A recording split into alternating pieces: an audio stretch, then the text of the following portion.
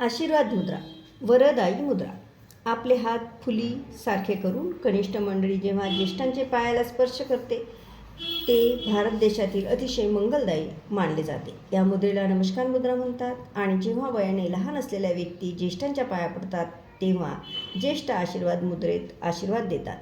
कृती: नमस्कार मुद्रा करणाऱ्या व्यक्तीच्या डोक्यावर दोन्ही तळहात ठेवून ही मुद्रा केली जाते. असे केल्याने आशीर्वाद फलप्रदी होतो.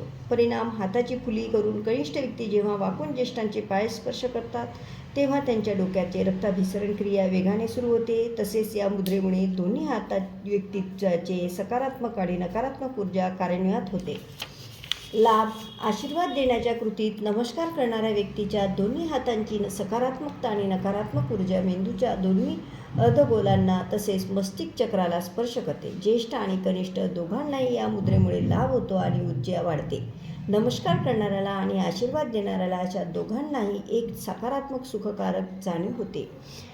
जीवितशतम योग निसर्ग उपचार सेंटर हिलिंग हेल्थ सेंटर तर्फे शारीरिक आरोग्य आणि मानसिक आरोग्यासाठी सर्व सुविधा आमच्या सेंटरवर पुरविल्या जातात. गरजवंतांनी पुढील नंबरवर संपर्क करावा. मोबाईल नंबर आहे 9309514284. थँक्यू.